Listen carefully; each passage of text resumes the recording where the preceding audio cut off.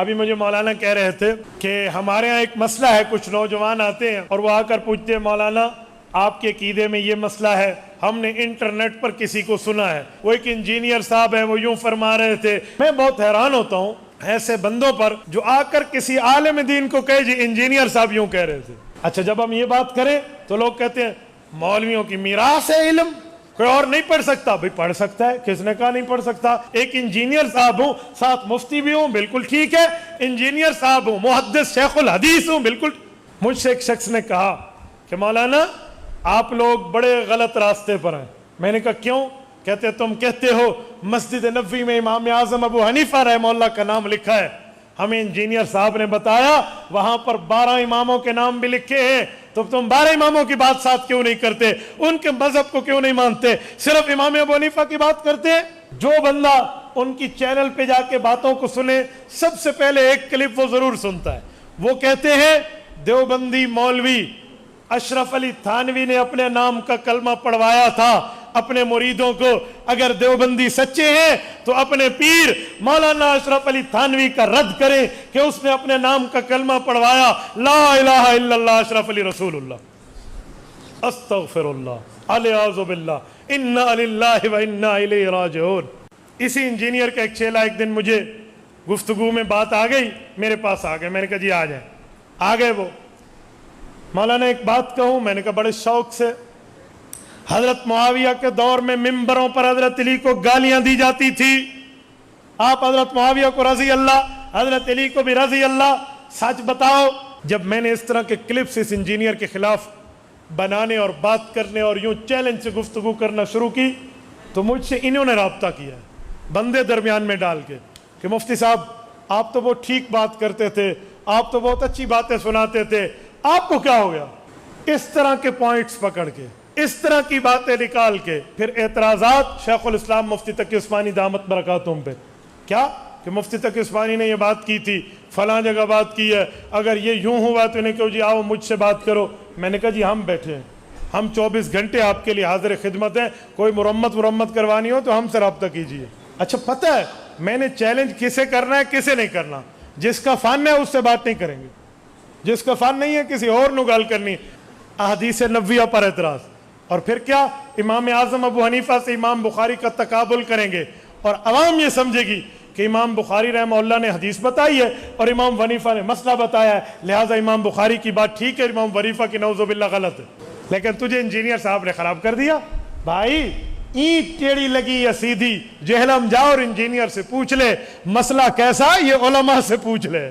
لیکن مجھے یہ تو بتاؤ آپ کے اس انجینئر صاحب نے کسی عالم دین سے پڑھا ہے؟ اولا، ثانیہ، ثالثہ، رابعہ، خمسہ، سادسہ، سابعہ، ثامنہ، تخصص فی الفقہ، تخصص فی الافتاء، تخصص فی الحدیث، تخصص فی التفسیر، تخصص فی یہ جو پورے کے پورے تخصصات ہیں کس سے کیا؟ انجینئرنگ سیکھنے کے لیے آپ کو انجینئرنگ کالج میں داخلہ لینا پڑتا ہے، میڈیکل سیکھنے کے لیے بیالوجی میں ٹاپ کر کے میڈیکل کوالیفائیڈ سے آپ کو پڑھنا پڑتا ہے، پھر آپ ڈاکٹر بنتے ہیں۔ ایسے پی ایچ ڈی نہیں ہوتی، ایسے ایم فل نہیں ہوتی، ایسے اسپیشلائزیشن نہیں ہو جاتی۔ تو علم دین پڑھنے کے لیے علماء کے پاس آنے میں کون سا سانپ سونگ گیا ہے؟ اور میں بڑے وثوق سے کہتا ہوں جتنے انجینئر کے یہ بلائنڈ فالوورز ہیں، میں انہیں کہہ رہا ہوں آپ ذرا ہمارا چینل بھی سنیں، آپ یوٹیوب پر مفتی عبدالواحد قریشی لکھیں، ہمارے بھی ویورز دیکھ لیں اور ہماری بھی باتیں سن لیں اور ہمارے دلائل بھی دیکھ لیں۔ ذرا ہم سے آپ انجینئر صاحب کی ملاقات طے فرما لیں، یقین مانیں، ہمیں دیوبند کا بیٹا نہ کہنا، اگر ہم نے رات کو سورج نے دکھایا تو پھر کہنا، پھر کہیں گے جی بات نہیں کرتے، جی بات نہیں کرتے۔ مجھے انہوں نے کہا لکھ کر بات کریں، میں نے کہا لکھ کر کیا بات کریں؟ آپ یوٹیوب پر جو چاہے صحابہ کرام اہل بیت عظام کے خلاف باتیں کرتے جاؤ۔ آپ سنیں ایک حدیث پاک، کہتے ہیں مستدرک میں حدیث پاک ہے، اما عائشہ رضی اللہ عنہ اور حضرت علی کی بات تھی، اللہ کے رسول نے حضرت علی کو فرمایا علی ایک وقت تمہاری اما عائشہ سے لڑائی ہوگی، تو حضرت علی نے کہا یا رسول اللہ میں پھر ظالم ہوں گا؟ کہا تو ظالم نہیں ہوگا، عائشہ ظالمہ ہوگی۔ انا للہ و انا۔ اگر یہ لفظ حدیث کی کتب میں مل جائے کہ عائشہ ظالمہ ہوگی، خدا کی قسم میں پگڑی اٹھا کر اس کی جولی میں رکھ کے اس کی شاگرد اختیار کروں گا۔ اور میں بہت حیران ہوتا ہوں کہ ان کے بیانات کو ربوے ٹی وی والے چلاتے، کیوں چلاتے ہیں؟ کوئی وجہ تو ہے بھائی، ان کی باتوں کو وہ کیوں چلا رہے ہیں؟ تو تھوڑا معاملہ دیکھیں، اس لیے جتنے فالوورز ان کے بیٹھے ہیں نا، اگر کوئی بلائنڈ فالوور بیٹھے ہیں ان کو اپنی آنکھیں لائیں، بینا بنے اور ذرا دیکھیں، اہل حق کو بھی سنیں اور پھر جا کر آپ بات دیکھیں کہ بات ہے کیا، تاکہ معاملہ کھل کے آپ کے سامنے آئے۔ یہ عنوان ہم نے کیوں چلایا؟ ابھی مجھے مولانا کہہ رہے تھے کہ ہمارے ہاں ایک مسئلہ ہے، کچھ نوجوان آتے ہیں اور وہ آ کر پوچھتے ہیں مولانا آپ کے عقیدے میں یہ مسئلہ ہے، ہم نے انٹرنیٹ پر کسی کو سنا ہے، وہ کہہ رہے تھے یہ مسئلہ ہے، وہ ایک انجینئر صاحب ہے وہ یوں فرما رہے تھے، اجی فلاں صاحب ہے وہ یوں کر رہے تھے۔ میں بہت حیران ہوتا ہوں ایسے بندوں پر جو آ کر کسی عالم دین کو کہے جی انجینئر صاحب یوں کہہ رہے تھے۔ بھائی ہم نے اسٹرکچر بنوانا ہے، بھائی ادھر دروازہ ایک ہو یا دو ہو، ہم نے تھلی بنوانی ہے، ہم نے سڑک بنوانی ہے، ہم نے کسی گھر کا نقشہ بنوانا ہے، کوئی عمارتیں کھدوانی ہے، یا دین کا مسئلہ پوچھنا ہے؟ پوچھنا دین کا مسئلہ ہے تو علماء کے پاس آئیں، عمارت بنوانی ہے تو انجینئر کے پاس جائیں۔ اچھا جب ہم یہ بات کریں تو لوگ کہتے ہیں مولویوں کی میراث ہے علم، علم کوئی مولویوں کی میراث ہے، کوئی اور نہیں پڑھ سکتا؟ بھئی پڑھ سکتا ہے، کس نے کہا نہیں پڑھ سکتا؟ کوئی انجینئر صاحب ہو ساتھ عالم صاحب بھی ہوں سر آنکھوں پر، ہمیں تو کوئی نہیں مسئلہ۔ ایک انجینئر صاحب ہوں ساتھ مفتی بھی ہوں، بالکل ٹھیک ہے، انجینئر صاحب ہوں محدث شیخ الحدیث ہوں، بالکل۔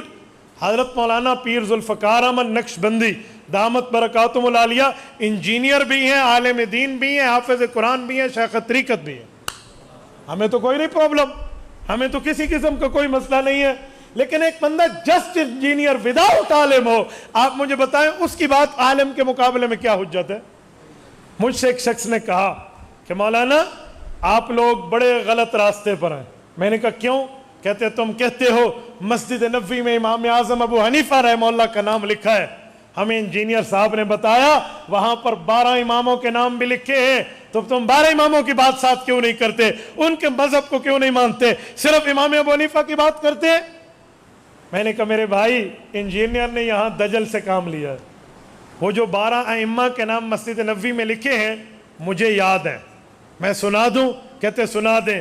حضرت علی، امام حسن، امام حسین، امام زین العابدین، امام محمد باقر، امام جعفر صادق، امام علی رضا، امام موسیٰ کاظم، امام تقی، امام نقی، امام حسن عسکری، امام مہدی، 12 ائمہ کے نام وہاں لکھے ہیں۔ میں نے کہا اگر میں ان کی قدر نہ کرتا، ان ائمہ کرام کو اپنے لیے معیار نہ سمجھتا، ان ائمہ کو اپنے دین میں مقتدا رہنما نہ سمجھتا، میں ان کے نام یاد کرتا، علیہم الرضوان۔ میری آج بھی دعا ہے اللہ رب العزت ان کی کروڑوں درجات بلند فرمائے، تو میں تو مانتا ہوں۔ دوسری بات، جیسے ہم امام ابو حنیفہ کو مانتے ہیں ویسے ان ائمہ کو مانتے ہیں، ہم ان کی بھی قدر کرتے ہیں، ان کی بھی قدر کرتے ہیں۔ لیکن مسئلہ یہ ہے ہم نے امام ابو حنیفہ کی بات اس لیے کی کہ امام ابو حنیفہ نے فقہ کو مرتب فرمایا ہے۔ فقہ کیا ہے؟ قرآن، سنت، اجماع، قیاس، قرآن اللہ کی بات، سنت حضور کا فیصلہ، اجماع صحابہ اور مجتہدین کی رائے، قیاس جس مسئلے پر تینوں میں روشنی نہ ملے تینوں کے اصول کے مطابق مسئلہ نکالنا، یہ شریعت ہے۔ اس کو لکھ کر جس بندے نے 12,90,000 مسائل سمجھائے ہیں اس کا نام امام اعظم ابو حنیفہ ہے۔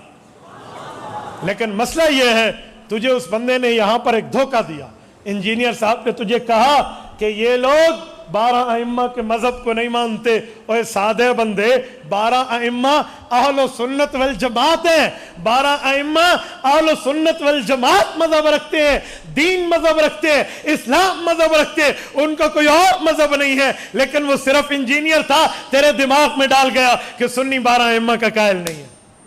کون اولاد علی کا قائل نہیں ہے؟ کون قائل نہیں ہے بھائی؟ کیسی بات کر رہے ہیں؟ بات پوری کرے جو کرنی والی ہو۔ لیکن مسئلہ یہ ہے آج لوگ سمجھتے ہیں کہ وہ انجینئر صاحب جو ہیں وہ سامنے کتابیں رکھ کے مسئلہ بتاتے ہیں۔ سنیں، میں اس انجینئر صاحب کی 1-2 باتیں کر رہا ہوں۔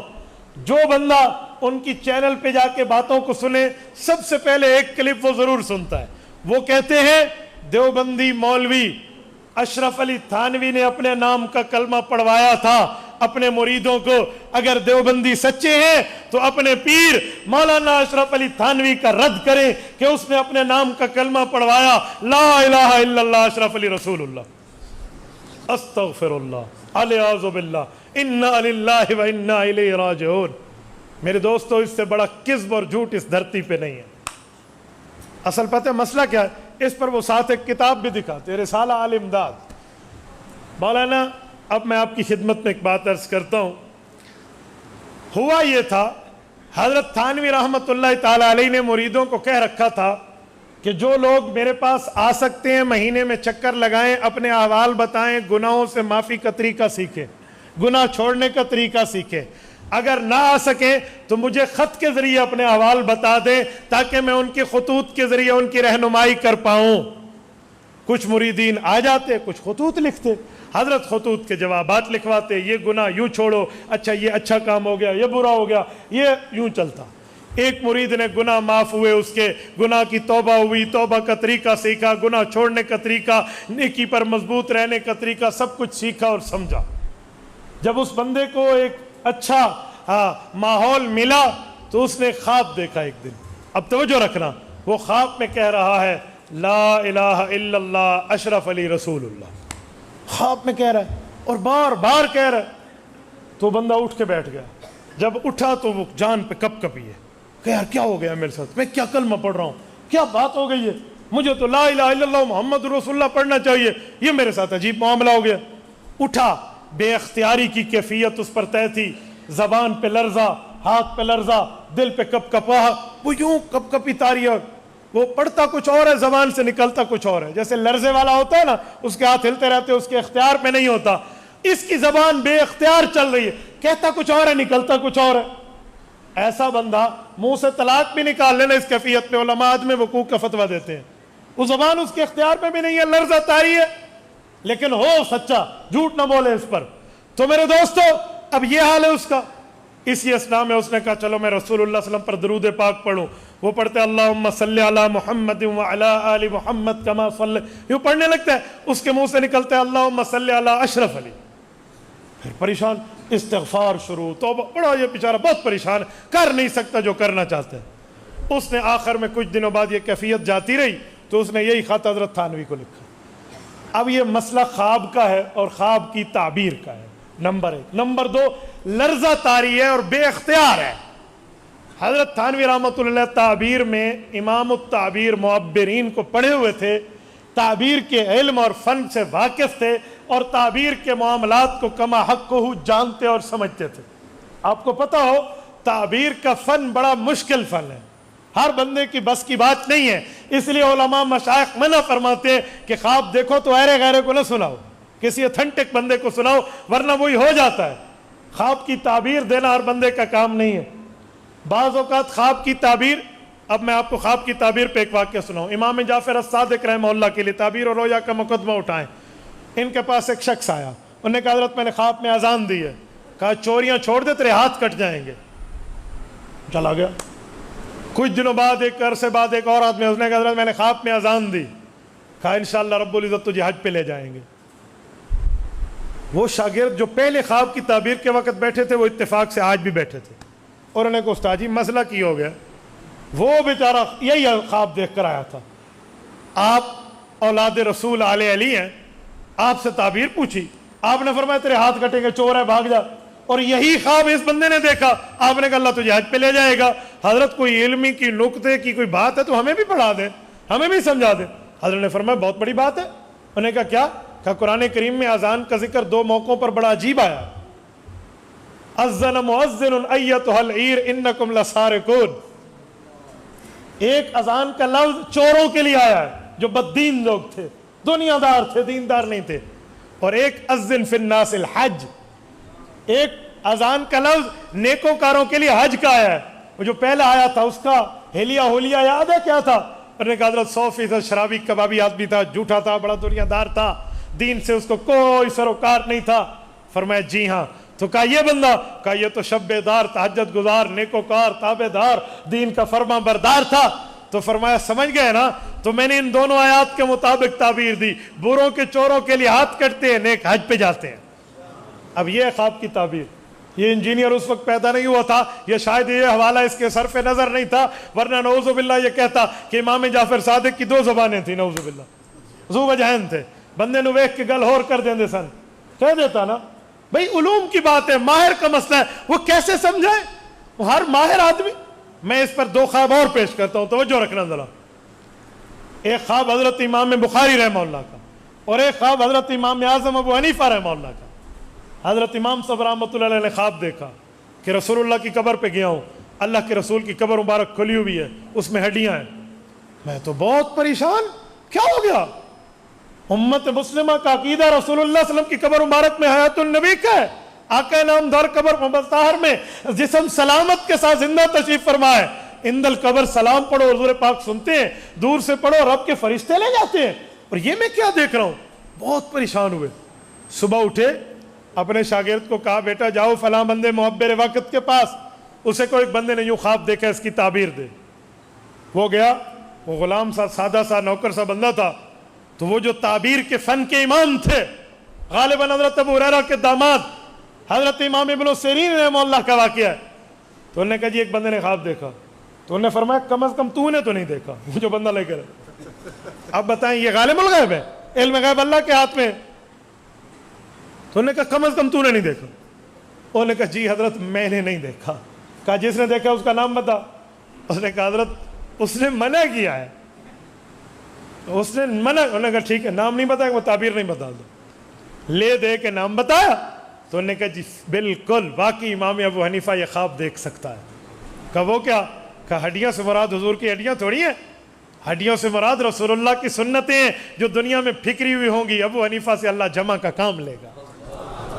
یہ ہے تعبیر کا فن، یہ ہے تعبیر کی مہارت۔ اسی طرح حضرت امام بخاری رحمہ اللہ نے خواب دیکھا میں اللہ کے رسول پہ پنکھا جل رہا ہوں، یوں۔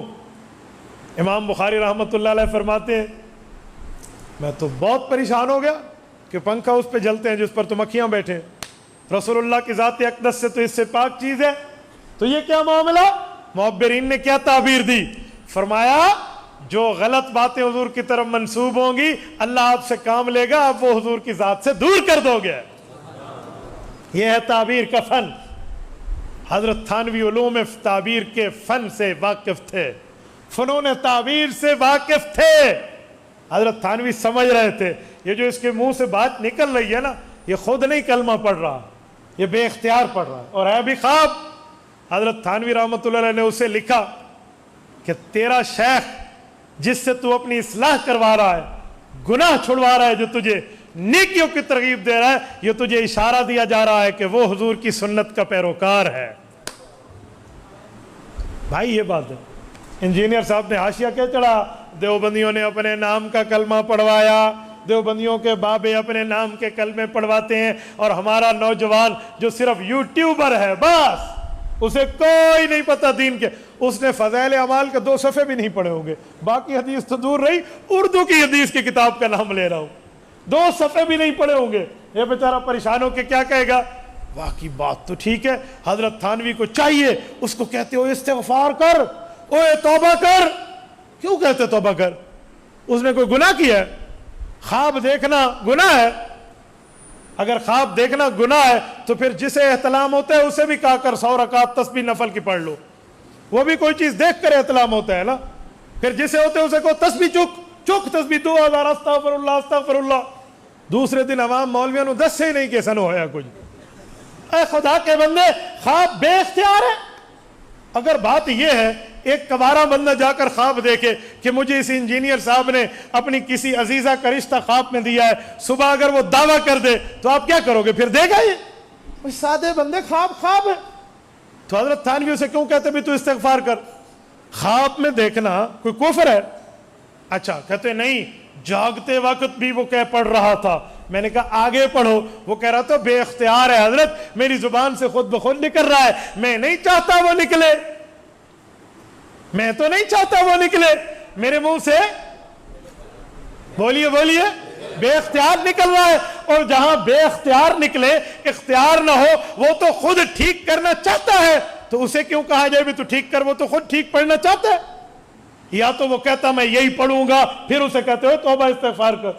وہ تو خود دیندار ہے، وہ تو کہتا ہے حضرت میں ٹھیک پڑھنا چاہتا ہوں، ٹھیک نہیں نکلتا، تو اسے پھر کیوں کہو ٹھیک پڑھ؟ یہ تو وہی حال ہے، ایک بندہ نماز پڑھ رہا ہم کہیں نماز پڑھ، وہ تو پہلے پڑھ رہا ہے بھائی، وہ تو ٹھیک پہلے پڑھنا چاہ رہا ہے، تو الٹا ہم کہیں۔ اچھا اگلی بات، انجینئر صاحب اگر آپ نے علماء دیوبند پر ہاتھ صاف کیے ہیں کہ دیوبندی اپنے نام کا کلمہ پڑھواتے ہیں، تو ہری پور کے دوستوں انصاف سے بتانا اگر اس دھرتی پر انصاف کا خون نہیں ہوا تو آپ کی زبان بول کے مجھے بتائے کلمہ پوری زندگی میں ایک بار پڑھنا ہوتا ہے یا ہر وقت ہم پڑھتے ہیں؟ ہر وقت پڑھتے ہیں یا نہیں پڑھتے؟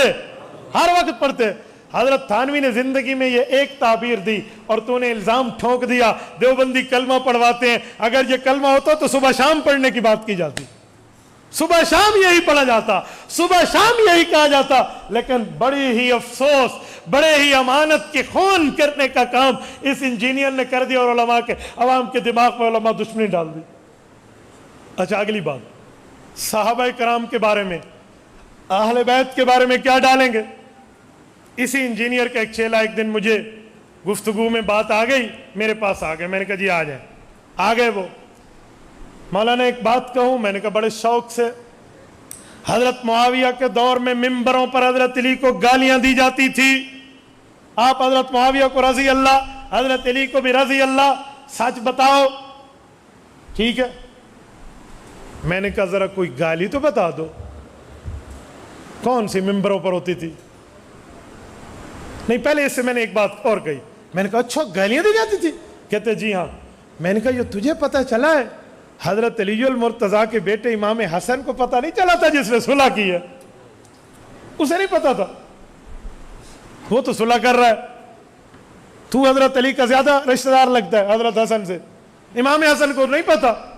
مجھے کہتے ہو سکتا ہے امام حسن تک بات نہ آئی ہو، چھپ چھپا کے گالیاں دی جاتی ہوں؟ پھر میں نے کہا اب تیرا جھوٹ پکڑا گیا، ادھر کہتے ہیں ممبر پہ دی جاتی تھی، ادھر کہتے ہیں چھپ چھپا کے، اوہ ممبر کی بات چھپ چھپائی ہوتی ہے؟ اچھا چلو دوسری بات، کون سی گالی تھی؟ ذرا وہ گالی لکھ کر بھیجو مجھے، گالی تو لکھ کر بتا دو، کون سی گالی تھی؟ کون سی گالی تھی؟ مسلم سر پاؤں کا زور لگایا، ایک گالی ثابت نہ کر سکا۔ مجھے کہتے ہیں مولانا مجھے موقع دیں، ایک ہفتے بعد میں استاد جی سے پوچھ کے آ جائے۔ انہوں نے کوئی رابطہ کیا تو آ گئے، ہاں جی بتائیں، مسلم شریف کی حدیث میں۔ میں نے کہا واہ، سر آنکھوں پہ لکھا، کہاں ہے مسلم میں؟ ہم نے کوئی مسلم چھٹیاں نہیں کی، میری 1 گھنٹے کی چھٹی نہیں ہے سیاستہ میں، تو مسلم کی بات کرتا ہے؟ حضرت مولانا اگر کوئی چھٹی گھنٹے کی ہو جاتی نا، میں استاد جی سے گھر جا کر پڑھ لیتا تھا کہ تاکہ سند متصل رہے، اس کا انفصال نہ آئے۔ میں نے کہا جی ہمیں دکھا، میں تیرا ہاتھ چوموں گا، دکھا مسلم، بسم اللہ، کہاں؟ وہ لے دے کے ایک روایت لایا کہ حضرت سعد بن ابی وقاص حضرت معاویہ کے پاس گئے، تو حضرت معاویہ نے حضرت سعد بن ابی وقاص کو کہا کہ آپ حضرت علی کے موقف کی تائید کرتے، ہماری تائید نہیں کرتے، خون عثمان پہ آپ کو ہماری تائید کرنی چاہیے تھی، آپ کو حضرت علی المرتضیٰ کی حکمت عملی کے خلاف بات کرنی چاہیے تھی، آپ نے ان کے خلاف کیوں نہیں کہا؟ میں نے کہا بس۔ کہتا جی بس، یہ گالی ہے؟ اسے گالی کہتے ہیں؟ اے شرم کر، چھوڑی پانی پا کے ڈب مار، اسے گالی کہتے ہیں؟ کہتا پھر حضرت علی کے خلاف موقف کی بات کیوں کرتے تھے؟ میں نے کہا بھائی خون عثمان پہ لڑائی ہوئی تھی، تلواریں چلی تھی، جنگ ہوئی تھی، وہاں جب لڑائی پڑے تو ایک بندہ اپنے دوسرے دوست کو نہیں کہہ سکتا یار میرا ساتھ دے یا اس کا ساتھ دے۔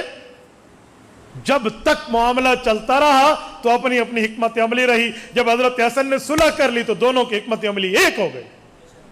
لڑائی کے دور کی بات کو، اس موقف کو تو بات کر، اچھا وہ دونوں اگر اس مسئلے پر ایک دوسرے سے بات بھی کر رہے ہیں، اگر یہ جرم ہے تو کل کوئی بے ایمان یہ کہہ دے کہ وقت کے 2 نبی نعوذ باللہ ایک دوسرے کو گالیاں دیتے تھے، مار کٹائی کرتے تھے ایک دوسرے کی، کیا کرو گے؟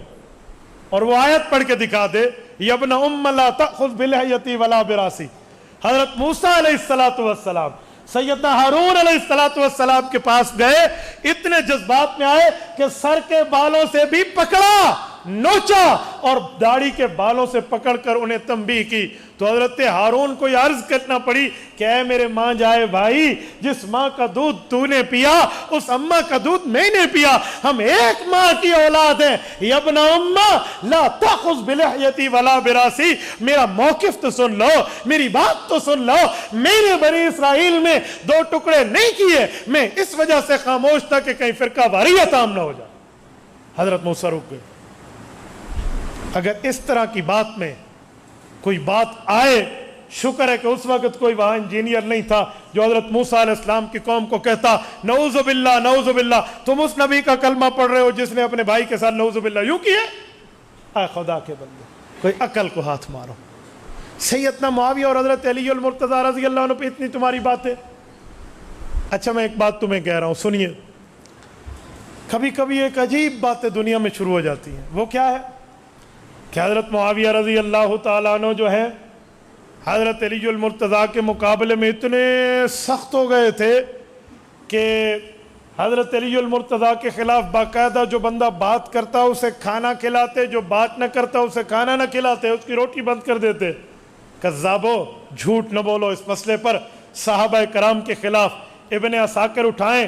امام ابن عساکر رحمہ اللہ تاریخ مدینہ دمشق میں لکھتے ہیں کہ جس وقت جنگ جاری تھی، ان کی تیاریاں ہو رہی تھی، ملک روم کے بادشاہ نے حضرت علی المرتضیٰ رضی اللہ عنہ کو دھمکی آمیز خط لکھا اور وہاں کہا اے علی میری بیعت کر ورنہ میں یہ وہ کر دوں گا. حضرت معاویہ تک یہ بات پہنچی تو سیدنا معاویہ بن ابی سفیان نے روم کی سلطنت کے بادشاہ کو خط لکھا حضرت علی المرتضیٰ کے جواب سے پہلے، اور خط کے الفاظ امام ابن عساکر نے تاریخ مدینہ دمشق میں لکھے ہیں یا لعین الروم لئن لم تنتہ وترجع الى بلادک لاستلحن انا وابن عمی ولأضیقن علیک الارض بما رحبت. اور رومی لعین، تیری جرت، تیری ہمت، سکت، طاقت و قوت، تو علی المرتضیٰ کو دھمکی دے گا ہماری اندرونی چند باتوں کی چپکلش کی وجہ سے.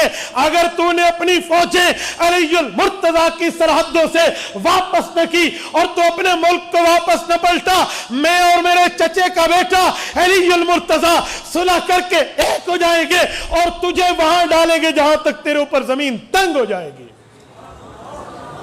یہ جملہ کہاں جائے گا؟ یہ خطوط کہاں جائے گی؟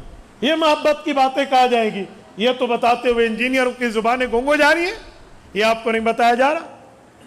جب میں نے اس طرح کے کلپس اس انجینئر کے خلاف بنانے اور بات کرنے اور یوں چیلنج سے گفتگو کرنا شروع کی تو مجھ سے انہوں نے رابطہ کیا بندے درمیان میں ڈال کے کہ مفتی صاحب آپ تو بہت ٹھیک بات کرتے تھے، آپ تو بہت اچھی باتیں سناتے تھے، آپ کو کیا ہو گیا؟ میں نے کہا کیوں؟ جو بری بات ہوگی آپ جھوٹ بولیں گے حضرت تھانوی رحمۃ اللہ تعالیٰ علیہ پر اور حضرت مولانا اشرف علی تھانوی کے خلاف آپ کلمہ طیبہ کے بدلنے کی بات اور جھوٹا الزام لگائیں گے تو آپ کیا سمجھتے ہیں کہ اہل حق کی زبانیں خاموش رہے گی؟ وہ جواب نہیں دیں گے، وہ بتائیں گے نہیں، وہ سمجھائیں گے نہیں؟ تو میرے دوستو، میری بات کا مطلب یہ ہے اس طرح فتنے بازی آ رہی ہے اور دین سے دور کیا جا رہا ہے. اور جو لڑکا صرف یوٹیوب تک بیٹھا ہے، جو لڑکا صرف انٹرنیٹ تک بیٹھا ہے، وہ گھر میں بیٹھ کے سمجھتا ہے جی بڑی بات ہو رہی ہے، بڑی بات ہو رہی ہے، اجی فلاں ہو رہا ہے، فلاں ہو رہا ہے.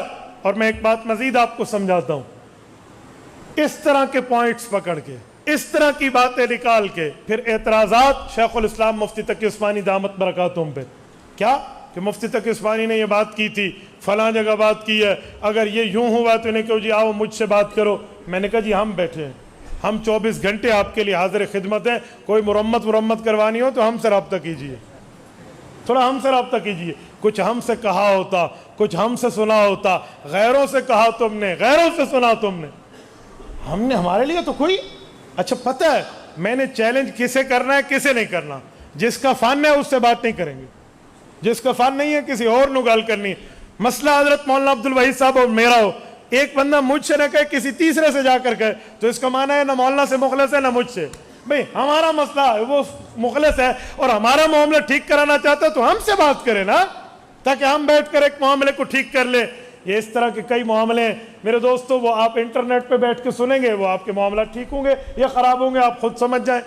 اور میں ایک بات مزید کر رہا ہوں آپ کو سمجھانے کے لیے، احادیث نبویہ پر اعتراض اور پھر کیا امام اعظم ابو حنیفہ سے امام بخاری کا تقابل کریں گے اور عوام یہ سمجھے گی کہ امام بخاری رحمہ اللہ نے حدیث بتائی ہے اور امام حنیفہ نے مسئلہ بتایا ہے، لہٰذا امام بخاری کی بات ٹھیک ہے، امام حنیفہ کی نعوذ باللہ غلط ہے. میں کچھ دنوں پہلے ٹیکسلا میں تھا، وہ جو آپ مولانا سہیل صاحب کی بات کر رہے تھے، ان کے پاس تھا تو 3 بندے آ گئے میرے پاس اور مجھے آ کر کہا کہ امام بخاری تو یوں کہتے ہیں، ہمیں انجینئر صاحب نے بتایا امام حنیفہ یوں کہتے ہیں، تو امام بخاری کی بات امام حنیفہ کیوں نہیں مانتے؟ مجھے ہنسی آ گئی. آپ ہنستے ہیں؟ میں نے کہا بھائی آپ کو پتہ ہے امام بخاری اور امام ابو حنیفہ میں بڑا کون ہے؟ امام بخاری بڑا ہے جو حدیث بتاتا ہے. میں نے کہا یہ تو تمہارا تاریخ کا علم ہے. امام ابو حنیفہ کی وفات کے 45 سال بعد امام بخاری پیدا ہوئے ہیں. 150 ہجری میں امام صاحب نے وفات پائی ہے اور 194 یا 95 ہجری میں امام بخاری کی پیدائش ہے. نصف صدی بعد امام بخاری پیدا ہوئے ہیں.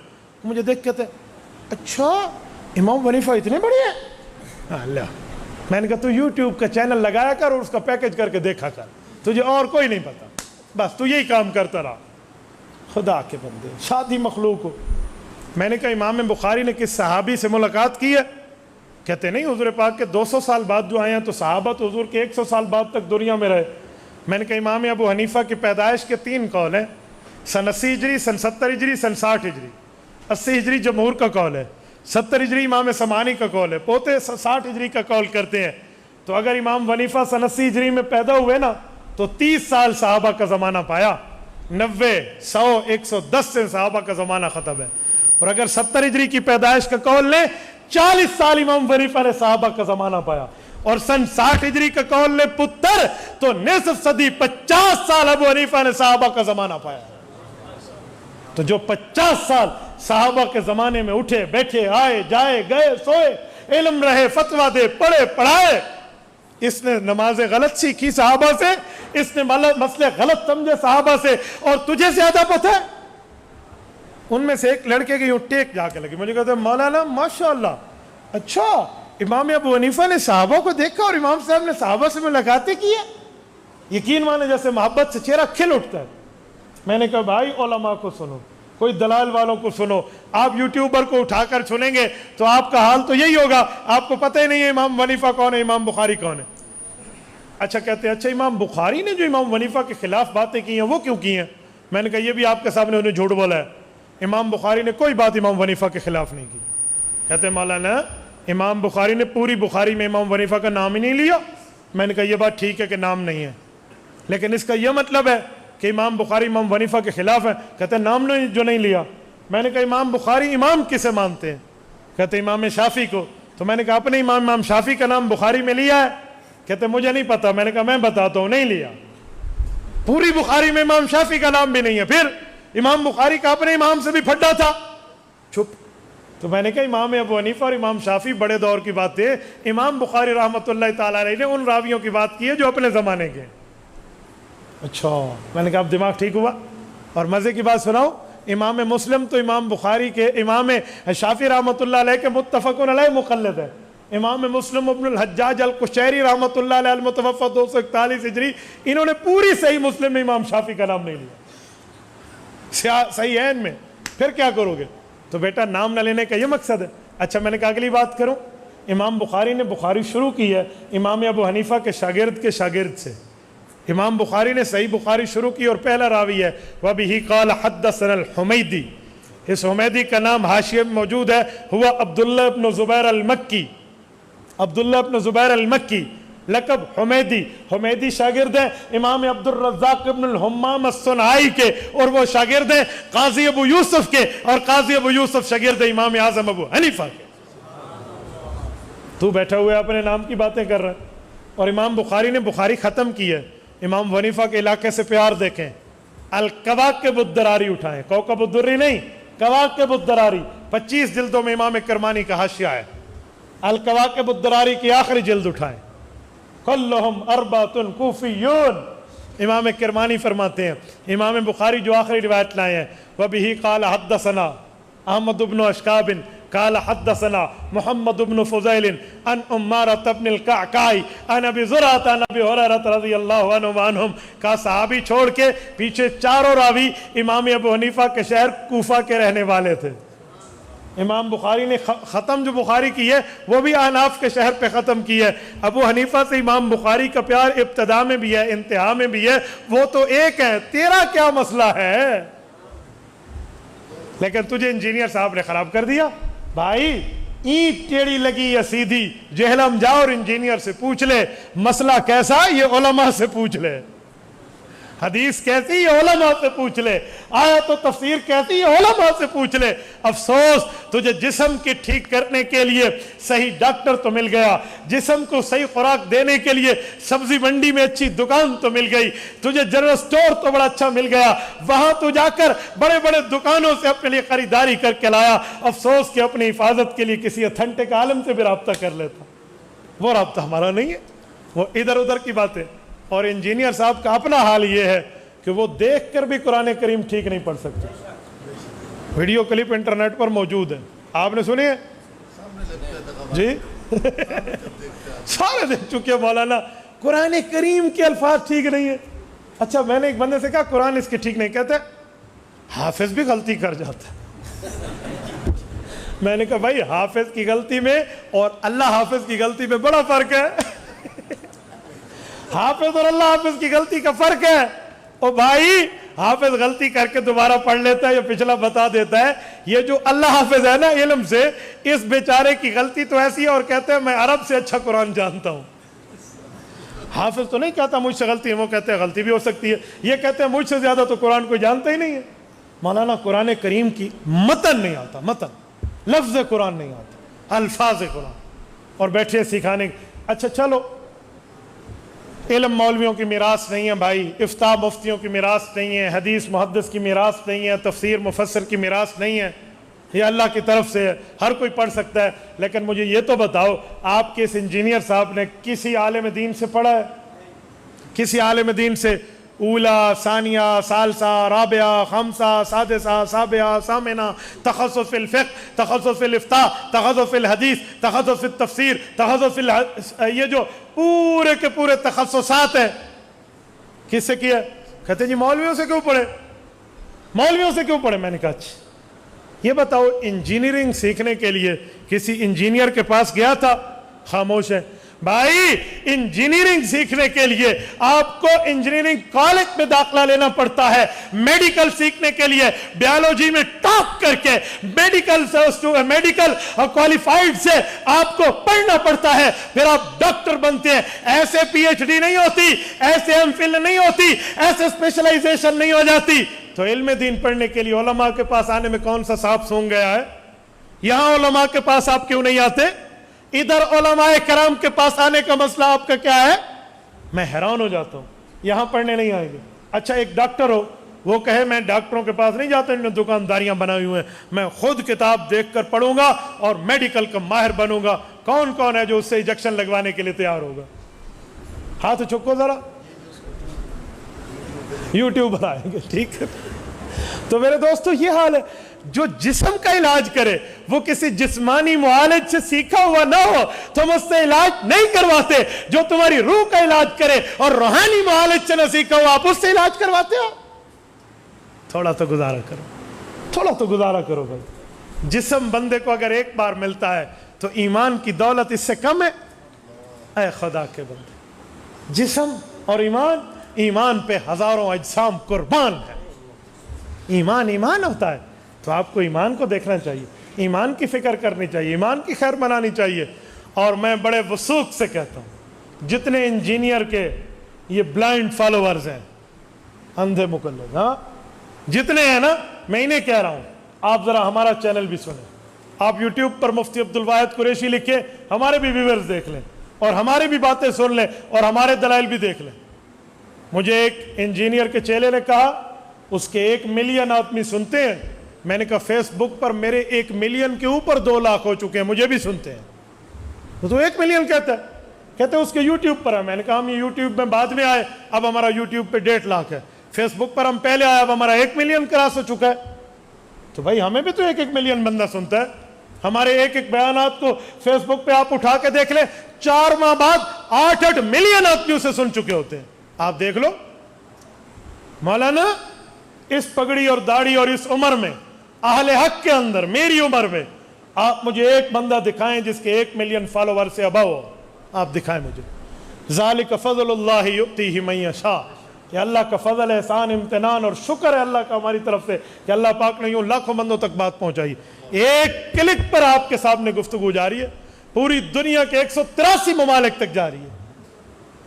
تو بھائی ایسا نہیں ہے آپ کے اتنے بندے اس کو سنتے ہیں. اگر تعداد میں بندہ چلو 1 منٹ زیادہ ہو جائے تو وہ حق ہے.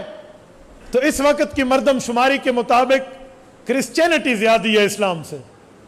آپ کرسچن کو سچا کہہ دیں گے بھئی عیسائیوں کی تعداد اسلام میں مسلمانوں سے دنیا کے اندر زیادہ ہے. بھئی وہ 4 ارب ہیں، مسلمانوں کو تو 1.5 ارب مشکل سے لوگ مانتے ہیں، حالانکہ مسلمانوں کی تعداد اس سے بھی زیادہ ہے. مار مار کے 1.5 ارب مانتے ہیں. 1994 کی مردم شماری میں ہمیں 1 ارب 30 کروڑ مانا تھا انہوں نے. تو بھائی تعداد زیادہ اور کم میں کہتا ہوں سنیں، ذرا ہم سے آپ انجینئر صاحب کی ملاقات طے فرما لیں, یقین مانیں ہمیں دیوبند کا بیٹا نہ کہنا, اگر ہم نے رات کو سورج نے دکھایا تو پھر کہنا. ایسی باتیں پھر کہیں گے جی بات نہیں کرتے, جی بات نہیں کرتے. مجھے انہوں نے کہا لکھ کر بات کریں. میں نے کہا لکھ کر کیا بات کریں؟ آپ یوٹیوب پر جو چاہے صحابہ کرام اہل بیت عظام کے خلاف باتیں کرتے جاؤ. بخاری اور مسلم کے نام پہ جھوٹ بولا جاتا ہے. آپ سنیں ایک حدیث پاک, کہتے ہیں مستدرک میں حدیث پاک ہے, اما عائشہ رضی اللہ عنہ اور حضرت علی کی بات تھی. اللہ کے رسول نے حضرت علی کو فرمایا, علی ایک وقت تمہاری اما عائشہ سے لڑائی ہوگی. تو حضرت علی نے کہا یا رسول اللہ میں پھر ظالم ہوں گا. کہا تو ظالم نہیں ہوگا, عائشہ ظالمہ ہوگی. انا للہ و انا. اگر یہ لفظ حدیث کی کتب میں مل جائے کہ عائشہ ظالمہ ہوگی, خدا کی قسم میں پگڑی اٹھا کر اس کی جولی میں رکھ کے اس کی شاگرد اختیار کروں گا. پیغمبر علیہ السلام کی حدیث پر یہ بہتان اور کذب اور الزام ہے.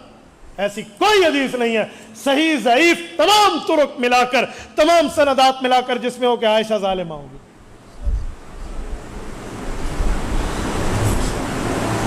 اپنی ماں کے خلاف, اسلامی اماں جان کے خلاف, قرآنی اماں جان کے خلاف بات کرے. دشمن سے پیسے لے کر جو ماں کے خلاف بات کرے, ایسے سخن فروش کو مر جانا چاہیے. پتہ نہیں کیا جملے کسی کی لالچ میں آ کر آپ کیا سے کیا کہہ دیں, اور کبھی ہمارے علماء کا نام لے کر اور جو فلاں اور بھائی یہ غلط ہے. بات طے کرنی ہے تو کر لے کھلا کھلا, ورنہ آواز سگا کم نہ کنا درز کے گدار ہے. یہ کوئی نہیں مسئلہ, نہ اس سے کوئی معاملہ ادھر اوپر نیچے. اور میں بہت حیران ہوتا ہوں کہ ان کے بیانات کو ربوے ٹی وی والے چلاتے. کیوں چلاتے ہیں؟